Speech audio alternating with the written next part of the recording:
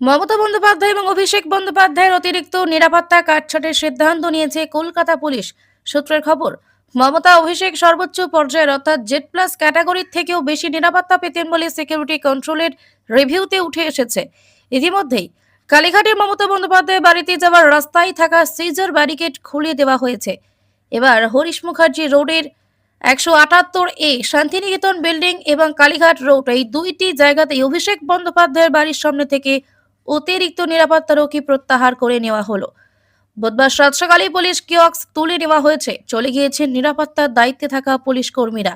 পাশাপাশি ক্যামাক স্ট্রিটে অভিষেক বন্দ্যোপাধ্যায়ের অফিসের সামনে থেকে অতিরিক্ত নিরাপত্তা কর্মী এবং পুলিশ কর্মীদের সরিয়ে নেওয়া হয়েছে।